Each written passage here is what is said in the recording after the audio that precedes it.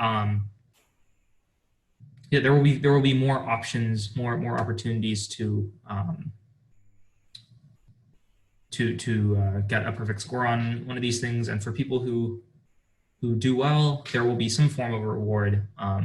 Might be like a form of a gift card, or we'll see. I'm still talking to Dr. Lee about possibilities. So what can someone remind me what we talked about yesterday? It was a shorter lecture. Can someone remind me? We talked about the translation. Yes, we did. We talked about we did a bunch of examples of transformations, and transformations fall into two categories of translations and dilations, and further they follow there are two more categories sort of each: horizontal translations, horizontal dilations, vertical translations, vertical dilations. And we also talked about taking the absolute value of a function and what is different from taking the absolute value of the function itself and from taking the absolute value of the argument. So that was yesterday. So yeah, yesterday was a shorter lecture. It was about 30 minutes long, and then I had everyone do a worksheet, basically, of 15 questions where you have to employ all this knowledge that you have. So that's what you missed. I can send you the worksheet if you want. So we ended yesterday's lecture, the short lecture, we ended it by asking, if f of x is given by, okay, this curve, I just drew some random curve,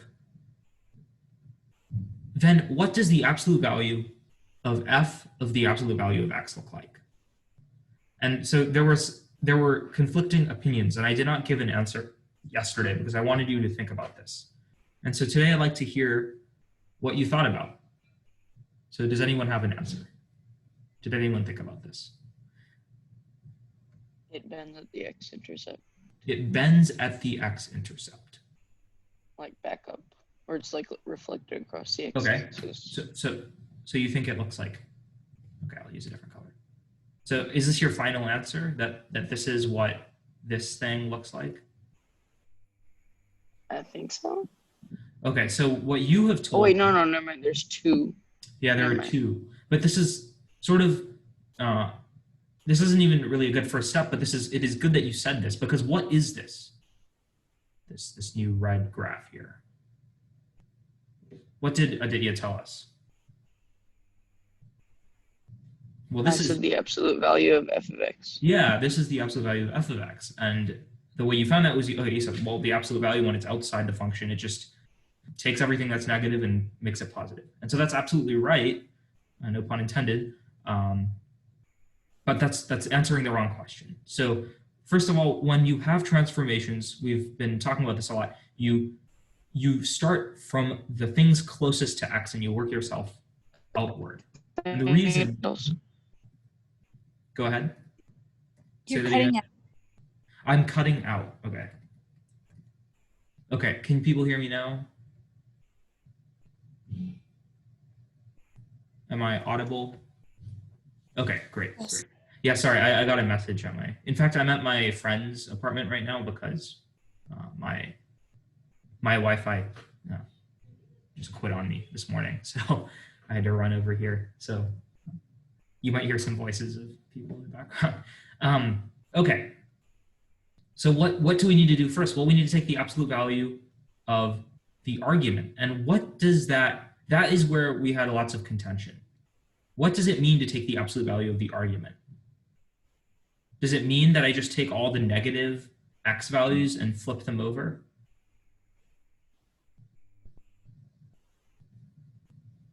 No, it doesn't actually. And someone, when I asked this question yesterday, someone immediately said, oh, well, this, you're taking the absolute value of both the domain and range, and therefore your entire graph will exist in quadrant 1, right? This is quadrant 1, 2, 3, 4. And she said that, I don't remember who, but it'll be in quadrant 1 and 2. It's right. So the graph will only be in quadrant 1 and 2. But what I want to sort of emphasize is that no, the graph will not only be in quadrant 1. And what that person was thinking is that the absolute value when applied on the domain acts in the same way as when applied on the range. And that It is makes just everything not, positive. yeah, that's not true though. And we know it's not true from our other understandings of absolute transformations and on the domain. We know that this thing, subtracting 3 from the argument does not move the function left to the 3. It moves the function right to the 3. We know that dividing the argument by 1/3, it doesn't squish horizontally by a factor of 1/3. It multiplies by 1/3. You seem to have the opposite effects, right? When you're transforming the argument. By the way, this word argument, when I say argument, that refers to the thing in parentheses, if you haven't heard that before. So when I'm transforming the argument, when I'm transforming the domain here, we have seemingly opposite effects. And this is the thing that I've been calling the contradiction, the seeming contradiction. The same thing is at play here with absolute value. So when you apply absolute value on the domain, you don't do the same thing that you would do when you apply it to the range. In other words, you don't just take your negative x values and flip them over. In fact, if you tried to do that, you wouldn't even have a function anymore. So what you would do is, we can follow the examples of what we've done in the past, right? When you have -3, you kind of go in the opposite direction. You add 3, you shift the function right to the 3. In other words, if you have 1/3 here, you multiply by its reciprocal. So that, in other words, the domain gets, or the function gets horizontally stretched by a factor of 3. Well, here, what's the opposite of taking the absolute value? We should ask the same question if that's what's at play here.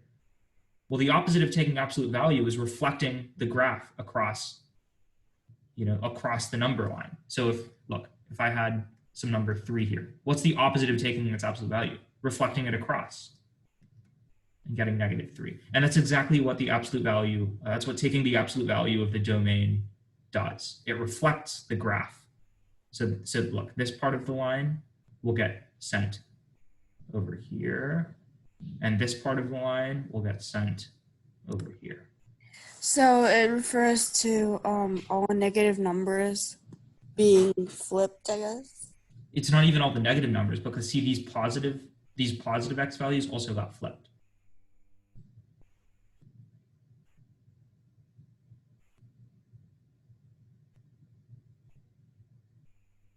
Does this make sense? Yes. Okay. So in other words, okay, so that's the first step. And then the second step would be taking the absolute value of the entire function. And that will apply to this part. And so this is your final answer. This red line. Okay, make sense?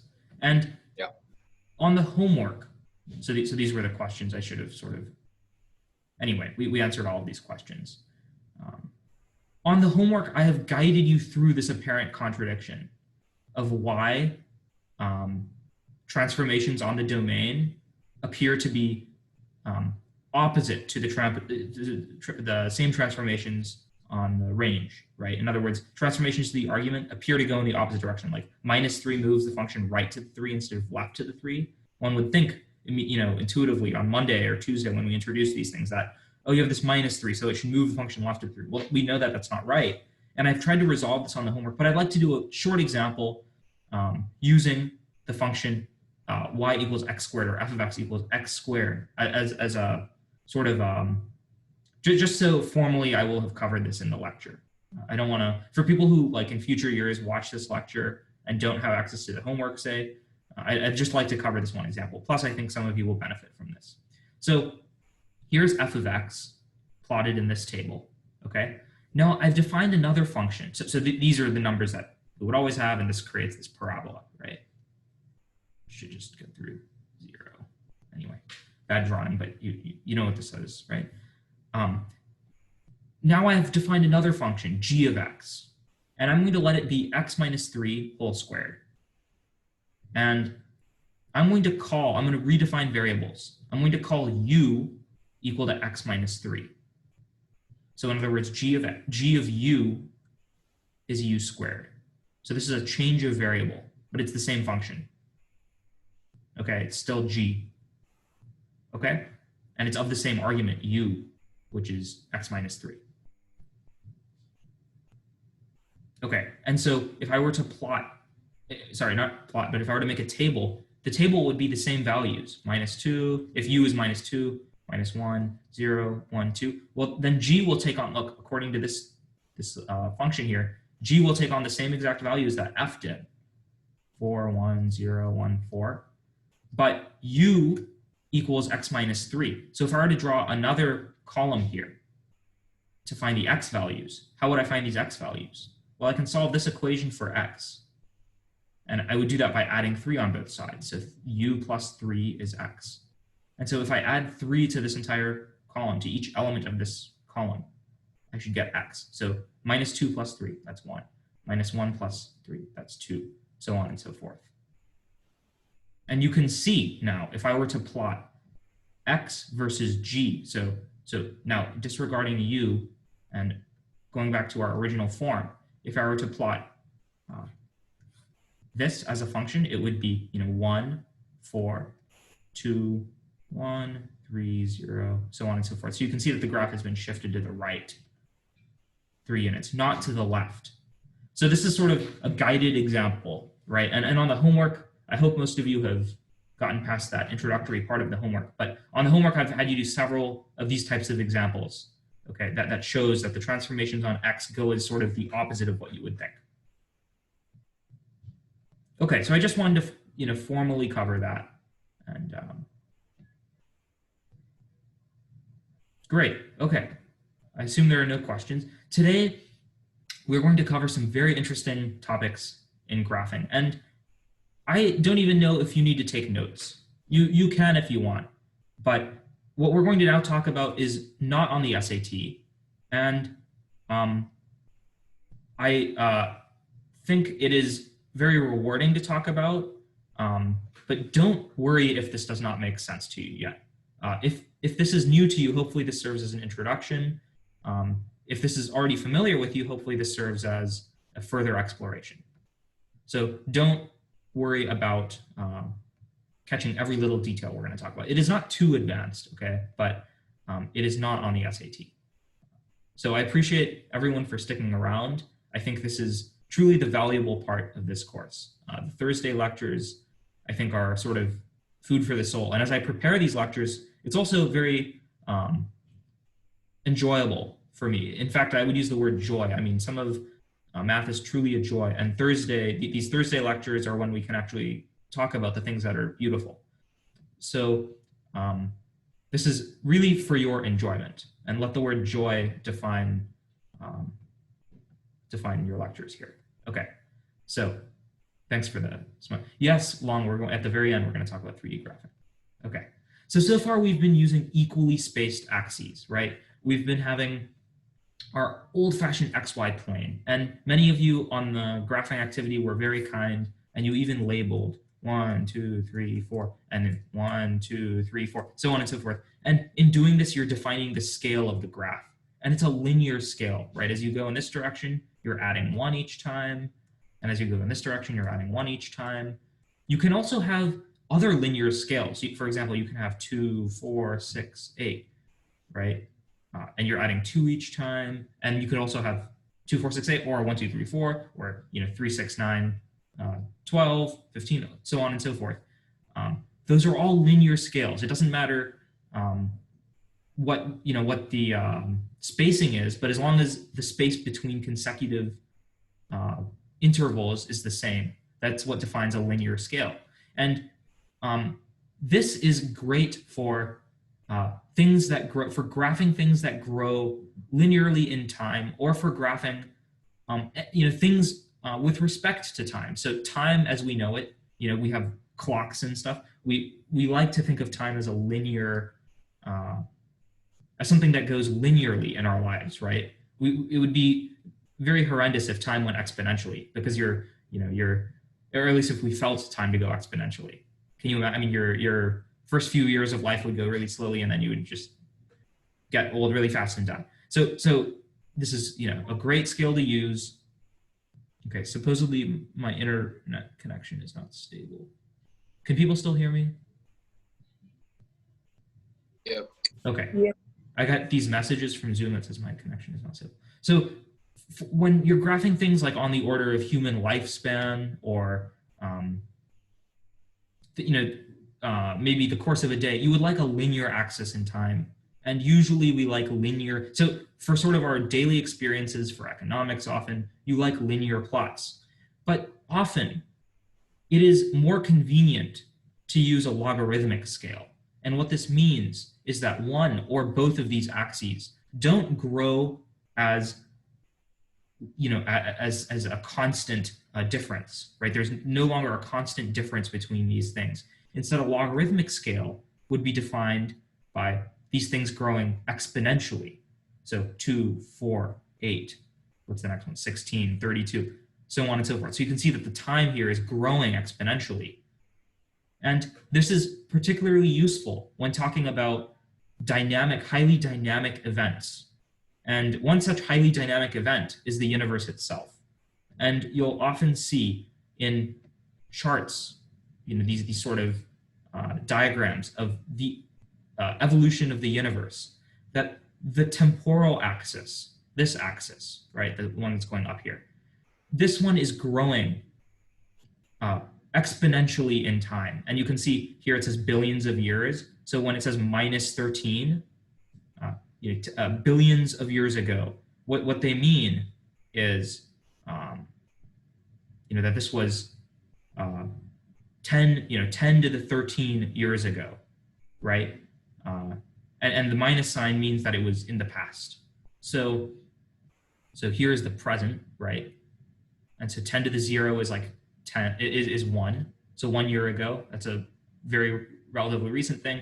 And here's when water came about. And you can see that the spacing between these things in our linear sense of time is vast. But on a logarithmic scale, 10 to the 4 years ago, or 10 to the 5 or 6 years ago, it's convenient because we can write all of these things on the same graph. So this to me is a very beautiful graph because it has the history of the entire universe. When the universe was created, 13.8, you can see here 13.8 billion years ago, the formation of the earliest galaxies. And when we look back at the early universe, we see these things as lumps, right? Because the further you look in the universe, the further, not only distance-wise you're looking, but the further in time you're looking because of the finite speed of light. And you can see, the formation of different galaxies, the Andromeda Galaxy is the closest galaxy to us. Omega Centauri is a huge globular cluster in Centaurus, a southern constellation. You might be able to see it this summer if you go out to the country. Milky Way is our galaxy. Alpha Centauri is the closest star to Earth. So on. It's just very amazing that we can. And someone once told me that if you stretch your arms out, so if you, okay, not the best at drawing, but if you're standing here, right, and you stretch your arms out as far as they go, and if this is to represent, if the width of your arms, the length of your arms, is to represent this entire scale, and I think even using a logarithmic scale like this one, that if you used a single nail file, if this is the Big Bang, and if you used a single nail file, like a thing to file your nails, to remove just one time, just one stroke of maybe the nail on your middle finger, that would erase all human history. So humans have existed for such a short period of time, and all of human history would be erased by just, equivalently, like filing your nail, which I think is very humbling. So anyway, this is the power of logarithmic scale. But at the same time, you have to be very careful with how you use and when you use logarithmic scale. And I saw this in the newspaper recently, in the Dallas Morning News. My parents actually still read the newspaper, the physical newspaper. And I cut this out and I scanned it and I uploaded it here because I wanted to show this to you. This is the coronavirus, the number of cases, the number of, I think, let's see, the average daily cases. Sorry, this is the daily confirmed cases. Okay, and these are for various counties, so Dallas, Travis, Tarrant, all, Denton. So these are the daily confirmed cases, and these are the days, right, since I think since March or so. So this is growing linearly in time. See, plus 10, plus 10, plus 10, plus 10. But look at this. This is growing logarithmically, and they've even been kind enough to write logarithmic scale. However, is this the best use of a logarithmic scale? I think not. First of all, we know that if you were to graph on linear axes, so like 1, 2, 3, 4, 1, 2, 3, 4 in this direction, if you were to graph a logarithmic function, we know that it looks like this. And you can see that when they've graphed on a logarithmic scale, they've gotten the same behavior, right? Roughly, you have the same curve, which means that if this were written in a linear scale, this growth would be roughly linear. So first of all, this is a misrepresentation of, it's not a misrepresentation of the data because nothing is wrong about the scales, but it's misleading. And it's very socially misleading too, because our politicians are saying, okay, let's flatten the curve, flatten the curve. That's the big phrase, right? And if you look at this graph, what do you see? The curve is flattening, but not because it's actually flattening. It's flattening here because of the silly choice of scale. And so when people see this, they say, oh, it's safe to go outside again. Look, the number of cases back here, it was growing a lot more than it's growing now. That's not true. If they graphed a linear plot, they would see, if anything, the cases are growing linearly. And in fact, the cases seem to be growing even worse, exponentially. So I saw this example and wanted to send it to you all because you have to be careful with how, so the age of the universe, sure. Coronavirus cases, not so much. But we can be more creative than just changing the spacing of our graphs. We can redefine how we graph things altogether. And so far in your life, you've probably only seen graphs in the X and Y plane. And this is very helpful because nature, from a very limited perspective, the Earth appears to be flat, right? There appears to be up, down, right, and left. And it is very convenient when you're living on a plane to use X and Y. But we know that the Earth itself is a sphere. And we know that atoms, the world is made of atoms, and that atoms are also spherical in shape. And we know that our solar system has a spherical symmetry to it. And it indeed is worth our while to explore different coordinate systems. And in the plane, so we're still confined to 2 dimensions, right? But in the plane, these are called polar coordinate systems. And the polar coordinate system, instead of being defined by X and Y, it's defined by R, and this is a Greek letter called theta. And R is the distance you are from this point here, okay? Which is called the pole. That's this point. And so distance from the pole.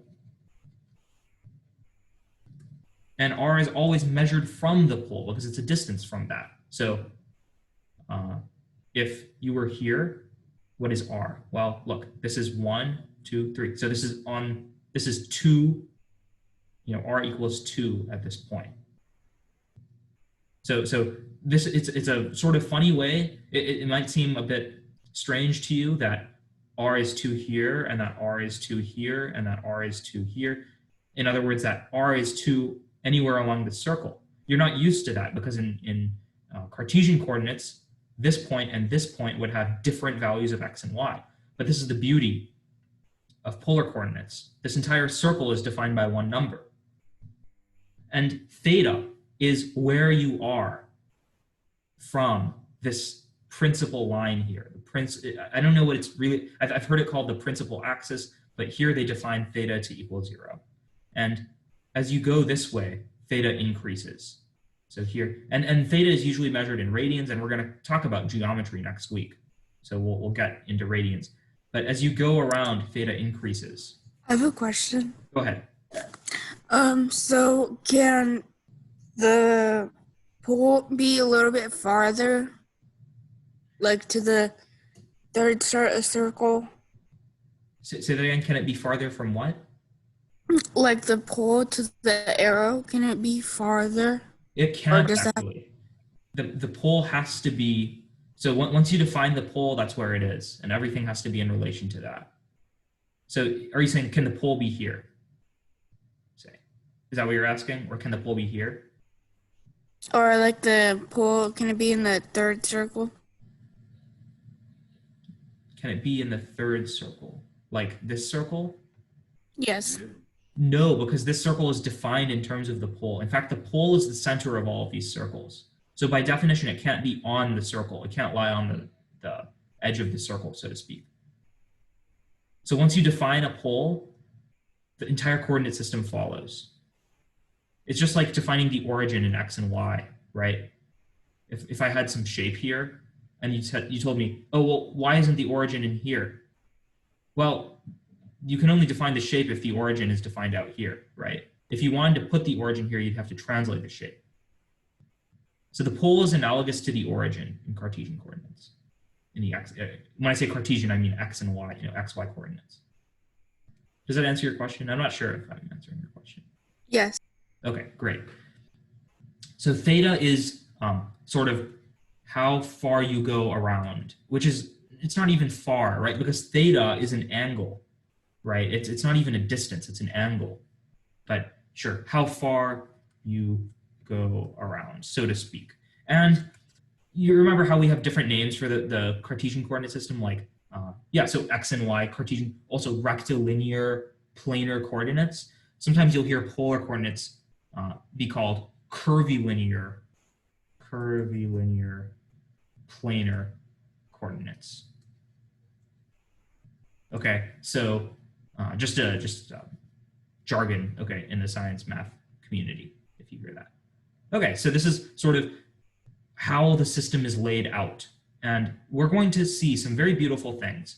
For example, we just described how it takes one number to define a circle, right, in polar coordinates. So this entire circle, it has a radius of 1.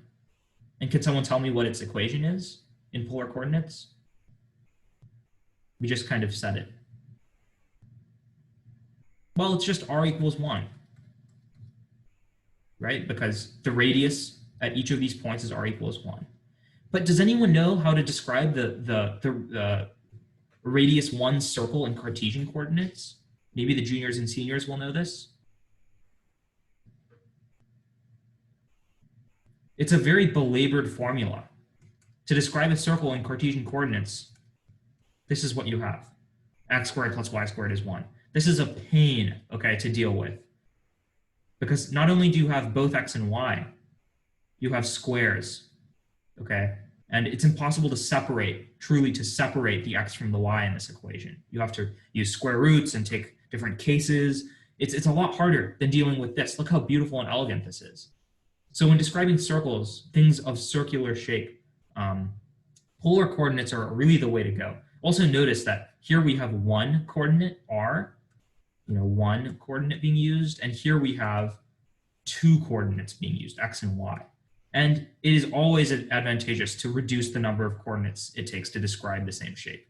So when you can, polar coordinates to describe a circle are very useful.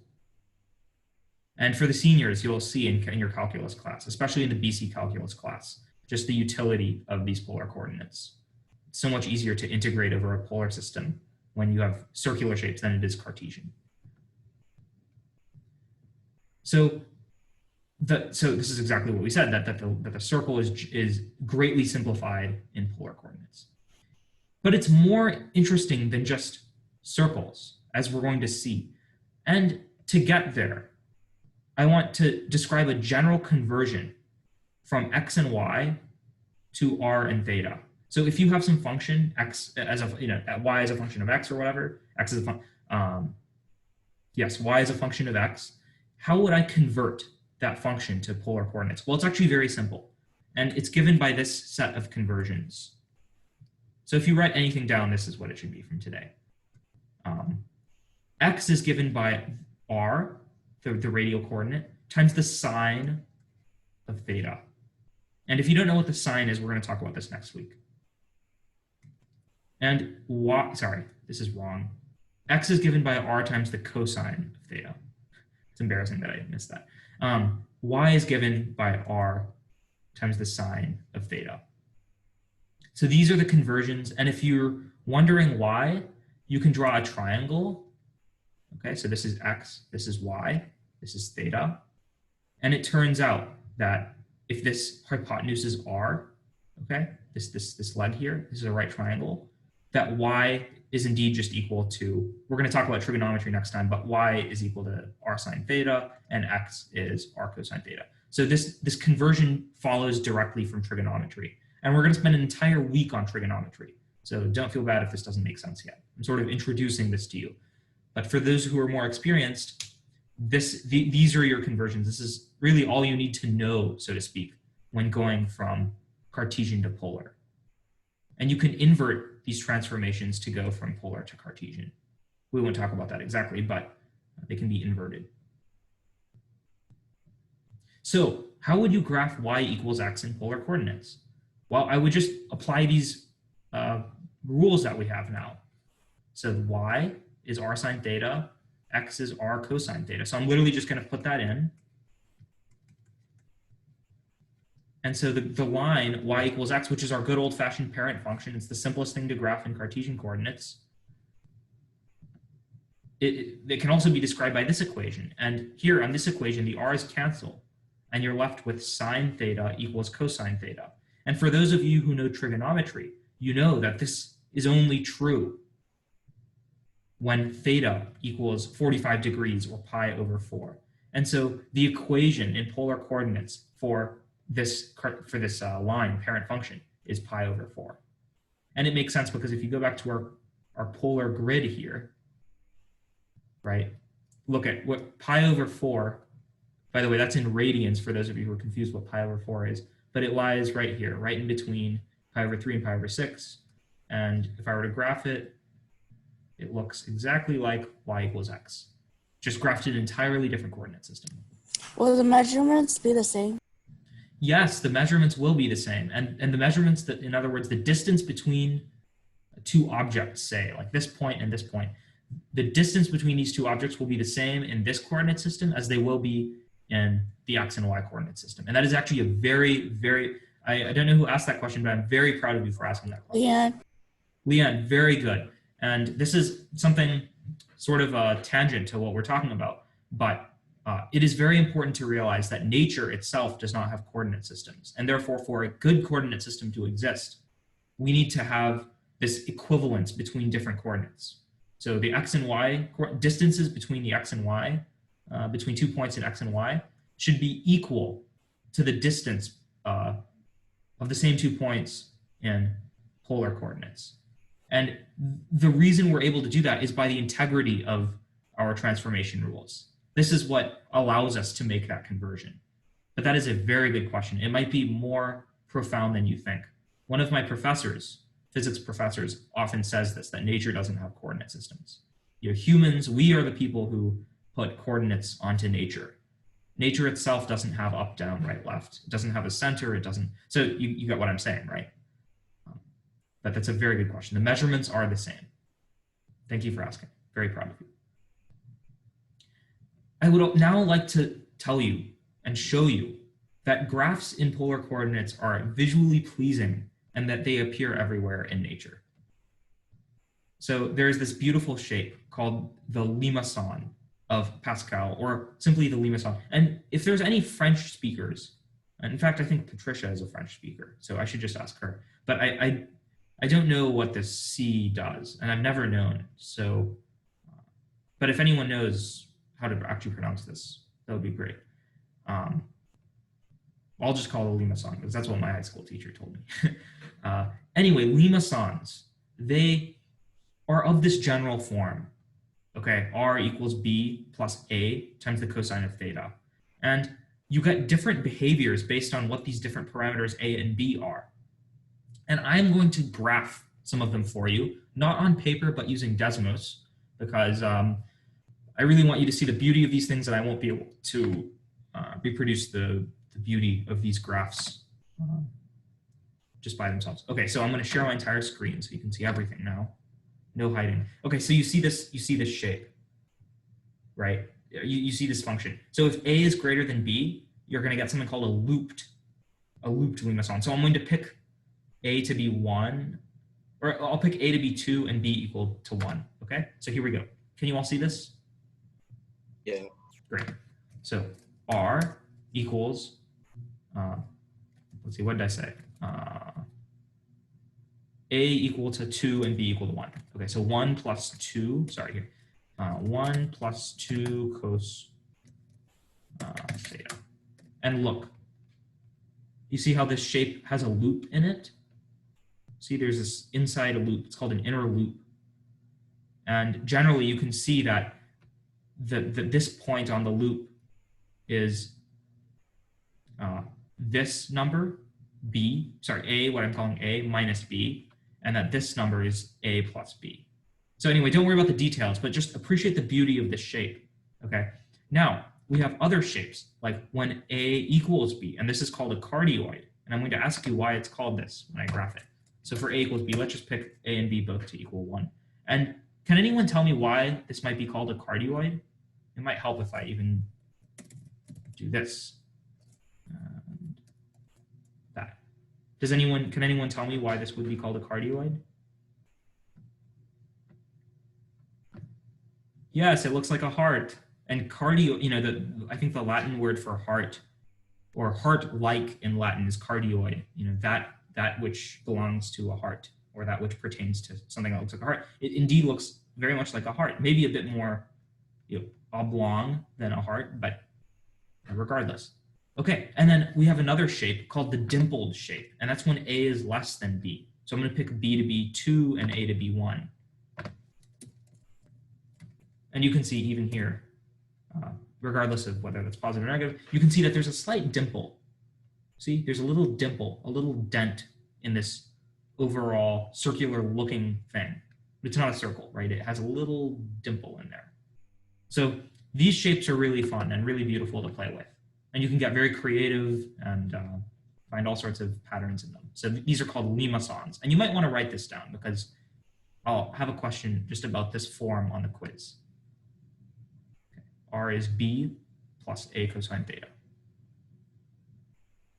Okay. There are even more beautiful shapes using polar coordinates. And you might see where this is going. The name of things of this form, which you also might want to write down for the quiz, R equals sine n theta. They're called roses, and you're going to see why. It turns out that this shape produces this beautiful rose-like pattern, and that there are generally twice the number that n is here, 2n petals of the rose. So first I'm going to plot R equals sine of pi, okay? And it's going to be kind of boring. Sorry, no, I keep saying sine of pi. I mean sine of theta. Okay, so this is R equals sine of theta. And technically this is of the form of a rose. This is with n is equal to 1. It's a 1-petal rose. I'm going to increase theta to be 2. And immediately you can start seeing the rose-like pattern. And this is going to be even more beautiful and symmetric in this view if I use cosine, because it's now oriented sort of vertically and horizontally. So beautiful shape. Now I'm going to keep increasing this number, 3 pi. See a 3-petaled rose, 8-petaled rose. So when n, so I should have actually clarified, this is a point I forgot. There are 2n petals on the rose when n is even, and when n is odd, there are n petals. That's actually a point I had forgotten from high school, but beautiful shapes. And you might be familiar with, airplanes. The rotors on an airplane are described using this shape. Actually, precisely, this is exactly how people, there's some curvature to them in 3 dimensions, but in the plane, in 2 dimensions, this is how they're constructed. So do this on your own, but you can make these beautiful shapes. And I have a feeling the girls, well, especially like this, because yeah, flowers, and I think guys can like flowers too. I like flowers. Yes, Long, thanks for the, yes. So sorry, I haven't been following the chat, but yes, roses are used in math. And we're going to see very shortly that these are of profound significance. See, I've written, these results are very significant in nature.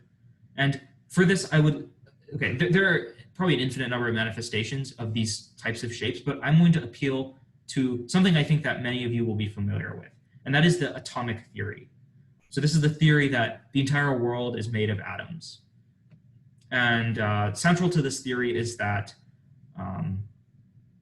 so Matthew said he was forced to do this in pre-calc. Well, this should be something more out of joy than force. Okay, so anyway, so the central to the atomic theory is that there are, that if you divide some lump of sand or paper or anything that is, consisting of matter, if you divide it enough times, you'll get into this indivisible unit called the atom. And that's what Democritus called the atom. And it means indivisible. And we now know that atoms can be divided and that they have subatomic parts. But this is central to the atomic theory. And in the 20s, 30s, 40s, several components to the atom were discovered, including the nucleus, which consists of protons and neutrons, and electrons. And people like famous scientists like Niels Bohr.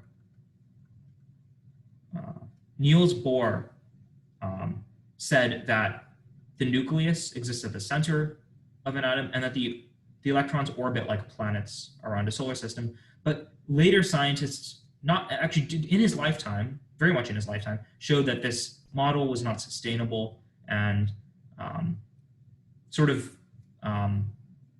did away with this model. And eventually, there came about this realization that electrons have some wave-like properties. Electrons behave something like light, and light is a wave. And so this totally did away with Bohr's model, which said that electrons were very much particulate, like planets. They were particles that had a definite momentum and position. And so anyway, there was this idea of wave-particle duality. And from this came a whole branch of physics called quantum mechanics. And one of the results of quantum mechanics, one of the great accomplishments of quantum mechanics is describing the hydrogen atom. And you all, I think many of you will have taken chemistry, and so you all, can someone tell me how many electrons the hydrogen atom has? If you look at the periodic table, what's the first element? It's hydrogen, right? So how many protons does hydrogen have? 1. It has 1 proton, and does anyone know how many electrons it has? 1. 1, yeah. So it's a very simple system in that sense. It's very much like Earth and the Moon, if you just consider the two in, isolation. Sometimes Earth is denoted by this plus sign. But Earth and, okay, anyway, it's a two-body problem, right? Because there are 2 objects. So that's simple case. Every other atom has more than 1 proton and more than 1 electron, if it's not ionized. So anyway, the hydrogen atom is really simple in this sense. And when I draw this electron, I shouldn't actually, because it doesn't have a definite position. And people like Schrodinger, very, very accomplished scientist, showed that, and I'm sure from your chemistry books, you will see these diagrams of various orbitals. And they look kind of like the shapes we were describing. And it'll take semesters, it'll take, maybe some of you in college will be inspired to study some of this. But you will find that these shapes, the solutions, in other words, if you wanted to find these orbitals, the solutions to the angular positions of those orbitals, not how far they are from the atom, but where they are on this sphere, those solutions are called spherical harmonics. So this is truly beyond the scope of the SAT. But if you use the word spherical harmonics around a teacher, your teachers will be scared because they'll assume that you'll have. Anyway, these are a list of spherical harmonics, and you will see that many of them have cosine, sine. This is proportional to sine of 2 theta, which we plotted. So many of these shapes are actually very well described by the shapes we were describing. All this stuff, you see this e to the minus, don't worry about that. That's removing us from 2D, and we're talking about 2D right now. But in 2 dimensions, I am going to plot some of these shapes for you, and these will look very much like the shapes that you have been seeing in your chemistry books. Okay, so here is the first one. You see this y0, 0. It's 1/2, times square root of 1 over. But anyway, this is just a constant. And so I can call that constant 1. And so this is what the first orbital looks like. This is the lowest energy of hydrogen. And another energy is, sine of theta. And we plotted sine of theta, right? And we saw that it was actually pretty boring by itself. And it's just another circle. But it's displaced, it's above this axis. How about sine squared theta? Now things are going to start looking very reminiscent of your chemistry books. Look, sine squared theta. And many of you will know that this thing, if you've taken a chemistry class, this thing can be oriented along the x-axis, y-axis, or z-axis. And that's a profound result of quantum mechanics. But anyway, this is the exact shape used to describe this orbital of hydrogen. Just very simple, sine squared of theta equals r. Further, how about sine 2 theta? So this thing, sine theta, cosine theta, in trigonometry, we're going to learn that this is equal to, it's proportional to sine of 2 theta. And here I will draw sine 2 theta. And you can see we get our old friend, the rose. And how about this one? 3 cos squared theta minus 1. Here it is. Look at this beautiful shape. So all this is to say that nature is very well described by math that you now know. So you don't know where this stuff comes from. This is more heavy duty math, and this you might encounter in college. But if you go to the Wikipedia page on spherical harmonics and you go to your calculator or you go to an online grapher, you can now graph these shapes and show them to your friends and say, look, this is what the hydrogen atom looks like in the plane, which I think is really cool, just that you can sort of visualize. I hope you all realize how profound this result is. I mean, for us to be able to understand the orbitals of electrons in the hydrogen atom is really beautiful. So any questions before we move on? I hope this is interesting to you all. We're about to wrap up with one last discussion, but I hope you find these shapes to be as beautiful as I find them. Or more. Okay. Lastly, I would like to discuss graphing in 3 dimensions, very briefly. So in 2 dimensions, we know how to graph in x and y. And we also now know how to graph in r and theta. Well, in 3 dimensions, see how 2D has 2 coordinates? Well, in 3D, we're going to need 3 coordinates. And the easy, this is pretty easy. Going from x and y, can anyone guess what the name of the 3rd coordinate is?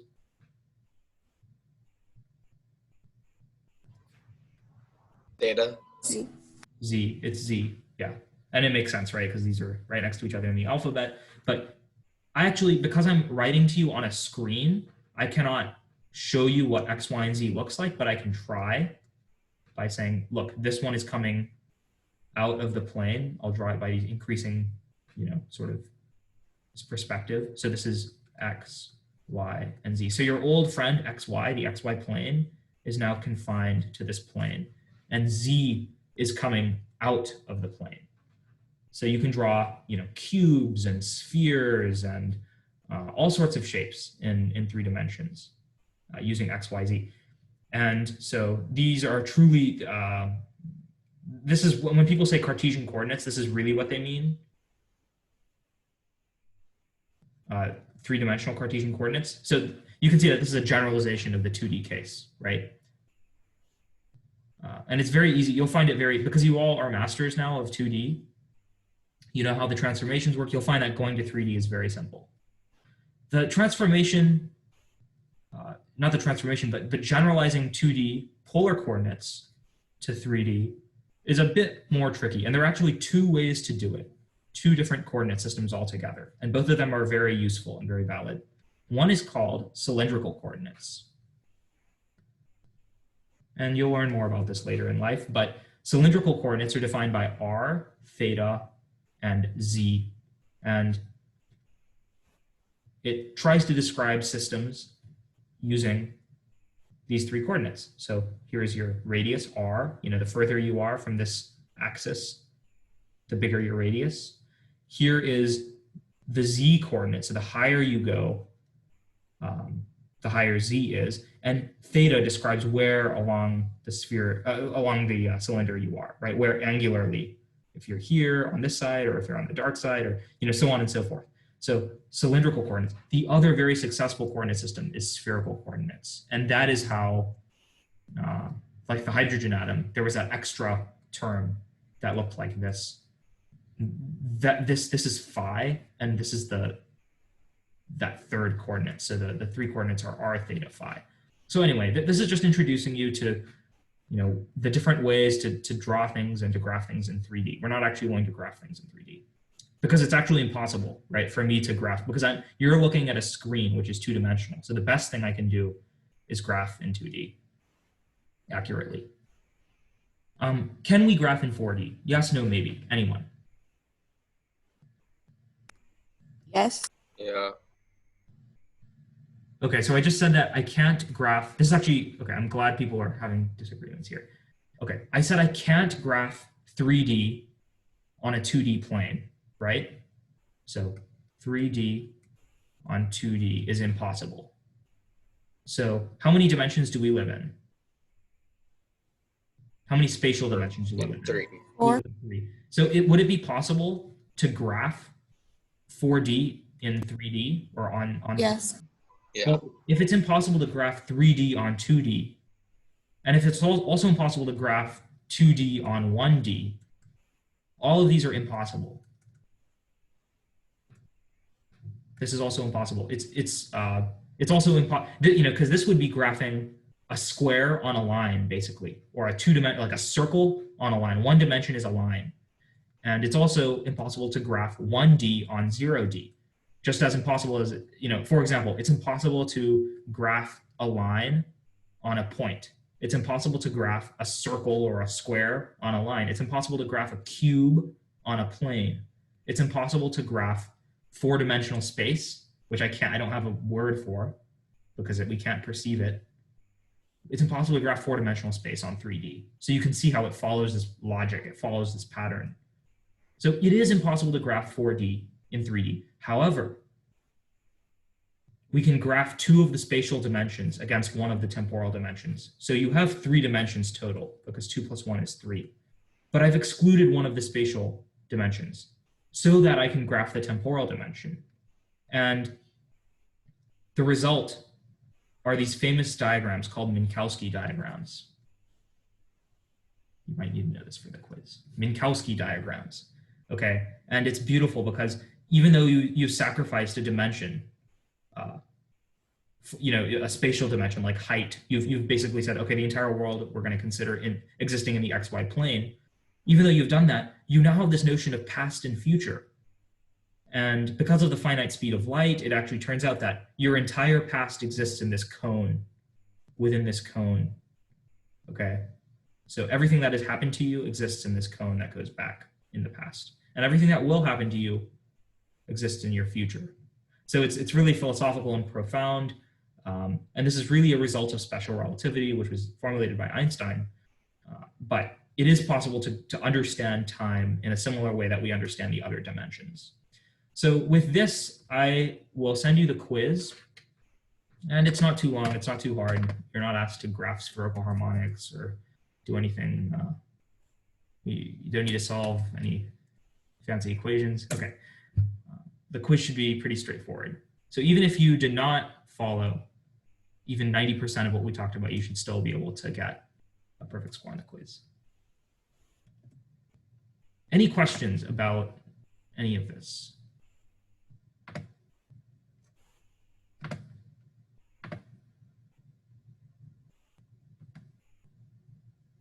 So this is really a lecture for inspiration and not mastery.